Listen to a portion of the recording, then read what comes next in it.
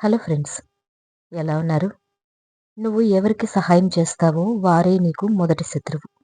నువ్వు ఎవరిని నమ్ముతావో వాడు నీకు మొదటి ద్రోహి. నమ్మకం అనేది ఉచితంగా దొరికేది కాదు. దాని ఖరీదు ఒక జీవితం.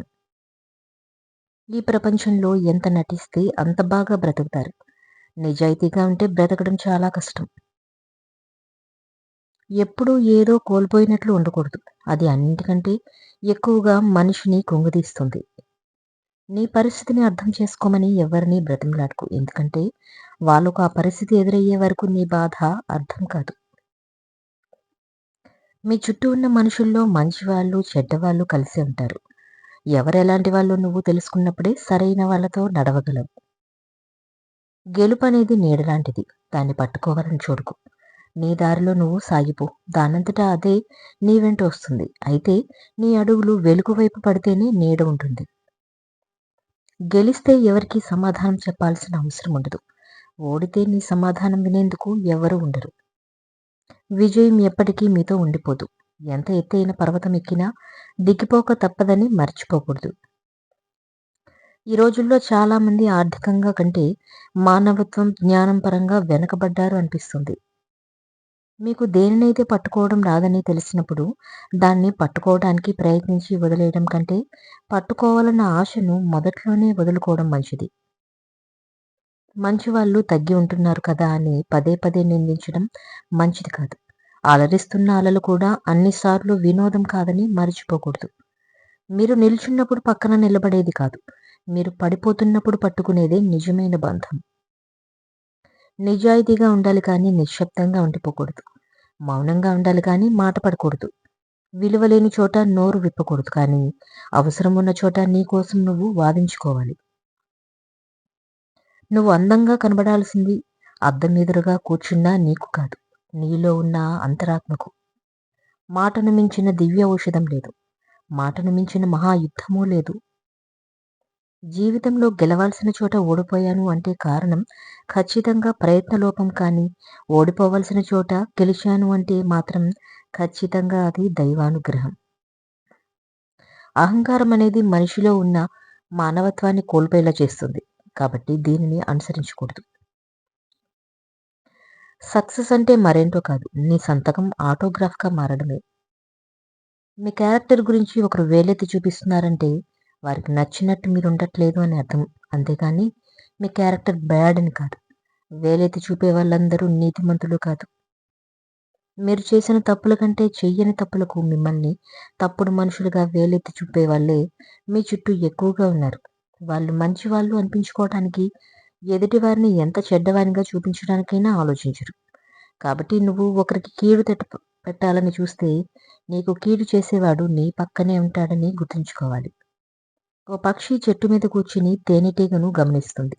దాని కష్టాన్ని చూసి ఓ తేనెటీగ నువ్వు ఎంతో కష్టపడి పువ్వు పువ్వు దగ్గర సంపాదించి పోగేసిన తేనెను మనిషి తీసుకెళ్ళిపోతాడు, బాధగా లేదా? అందుకు తేనెటీగ నవ్వి, తేనె సంపాదించడం ఒక కళ. మనిషి నేను పోగేసిన తేనె దొంగిలించగలడు, కానీ నా కళను దొంగిలించలేడు. నేను మళ్ళీ సంపాదించగలను అనే నమ్మకం నాకున్నప్పుడు బాధపడి కాలాన్ని వృధా చేసుకోవడం అనవసరం అని సమాధానమిచ్చిందట. మీకు మీ మీద నమ్మకం ఉన్నప్పుడు ఎవరెన్ని మాటలన్నా మీ టాలెంట్ మీకుంటుంది. దుఃఖం అనేది ఎవరికి సొంతం కాదు. సంతోషం అనేది ఎవరికి నిరంతరము ఉండదు. పరిస్థితులు చూసేవారికి ఒకలాగా, అనుభవించేవారికి మరొకలాగా కనిపిస్తాయి. అనుభవించేవారికి ఉన్నంత బాధ చూసేవారికి ఉండదు.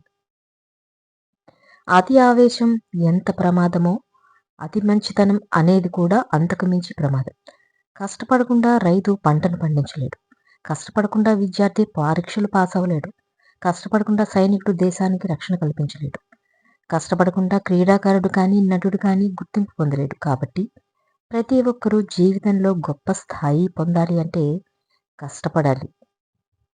గర్వం అనేది మనిషిలో అహంకారాన్ని పెంచుతుంది. దీనివల్ల సంస్కారం పోతుంది. ముఖ్యంగా గర్వం అనేది ఎక్కువైతే ఎదుటి వాళ్ళ నుండి గౌరవం కోల్పోయేలా చేస్తుంది. చదువు అనే ఆయుధం సమాజంలో గౌరవాన్ని తెచ్చిపెట్టగలదు. చదువు అనేది సంస్కారం, జ్ఞానం, వినయం, మానవత్వం పెంపొందించగలదు.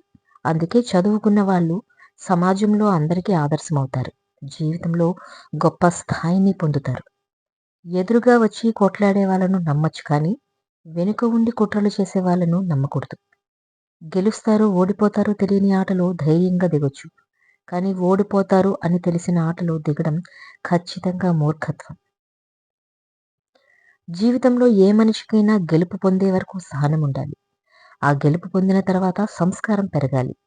అప్పుడే తన గెలుపుకు గొప్ప గౌరవం, తగిన గుర్తింపు దక్కుతుంది. ప్రతిసారి మౌనంగా ఉండటం భయపడటం కాదు. ఆకులు రాలిపోవడం, చెట్టు చనిపోవడము కాదు. అపార విశ్వాసం, అనంత శక్తి ఇవే విజయ సాధనకు మార్గాలు. ఒక మోసగాడు, దుష్ట స్నేహితుడు అడవి జంతువు కంటే ప్రమాదకరం. అడవి జంతువు మీ శరీరానికి మాత్రమే హాని కలిగిస్తుంది కానీ, దుష్ట స్నేహితుడు మీ మానసిక ఆరోగ్యానికి హాని చేయగలడు. వెళ్తున్న దారి కష్టం అనిపిస్తే నడిచే మార్గాన్ని మార్చుకో. చేరాలనుకున్న లక్ష్యాన్ని కాదు. మనసు స్థిమితంగా లేకపోతే గడియార శబ్దం కూడా మనిషిని నిద్రపోనివ్వదు. మీరు వెళ్ళిన చోట మర్యాద ఇవ్వలేదనడం సరికాదు. అసలు మర్యాద ఇవ్వని చోటుకు మీరు వెళ్ళడమే ఒక పెద్ద తప్పు. హద్దులో ఉంటే అవమానపడాల్సిన అవసరం ఉండదు. అదృష్టాన్ని సరదాగా నమ్ముకోవాలి. కష్టాన్ని మాత్రం పూర్తిగా నమ్ముకోవాలి. ఇది వాస్తవం.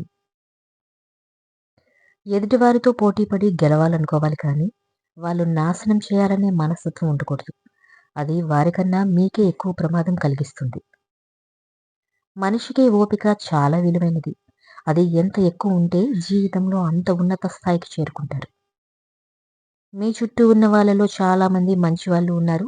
మీకు ఎవరూ అలా కనిపించకపోతే మొదట మారాల్సింది మీరే. ఆకాశం నల్లగా మారితేనే చుక్కలు కడిపెట్టినట్టు జీవితంలో కష్టాలు వచ్చినప్పుడే సుఖాల విలువ తెలుస్తుంది. మనసునెప్పుడు సంతోషంగా ఉండినట్లు చూసుకోవాలి. ఎందుకంటే గెలుపు సంతోషాన్ని ఇస్తుందో ఇవ్వదో తెలియదు కానీ, మనస్సు సంతోషంగా ఉంటే జీవితం ఆనందదాయకంగా ఉంటుంది. ఇతరుల విషయాలపై చూపించే శ్రద్ధ మీ జీవితాలపై చూపిస్తే ఎన్నో సాధించొచ్చు. తప్పుడు పనులు సాలిడ్ గూడు లాంటివి. వాటిలో ఒక్కసారి చిక్కుకుంటే బయటకు రావడం అంత సులువు కాదు. మనిషి జీవితంలో అనుకూల పరిస్థితుల్లో నేర్చుకున్న పాఠాల కన్నా, ప్రతికూల పరిస్థితుల్లో నేర్చుకున్న పాఠాలే ఉన్నత శిఖరాలకు చేర్చుతాయి. జీవితంలో 100 కష్టాలున్నా భగవంతుడు ఉన్నాడని నమ్మేవారికి ఎక్కడో ఒక చోట ఎప్పుడో ఒకప్పుడు తలరాత ఖచ్చితంగా మారుతుంది. ఆపద వచ్చినప్పుడు మిమ్మల్ని కాపాడేది మీ చుట్టూ బలగం కాదు, మీలో బలం. ఎక్కువగా వేచి చూడకు. సమయం మీకు పూర్తిగా అనుకూలంగా ఎప్పుడూ ఉండదు. విషం, వేషం రెండూ ఒకటే. ఎందుకంటే విషం మనిషిని చంపుతుంది. వేషం మనసుని చంపుతుంది. తప్పు చేసి కూడా మాటలతో సమర్థించుకునేవారు కొందరైతే, ఏ తప్పు చేయకుండానే మాట్లాడలేక మౌనంగా ఉండేవారు మరికొందరు. అందరిలోనూ ఆత్మ ఒకటే కనుక ఒకరిని ద్వేషించడం అంటే తనను తాను నిందించుకున్నట్లే అవుతుంది. ప్రేమ కోసం ఏదైనా కోల్పోతారనేది నిజమే. అయితే ఈ ప్రపంచంలో తల్లిదండ్రుల కంటే కోల్పోయిన వారు ఎవరూ ఉండరు.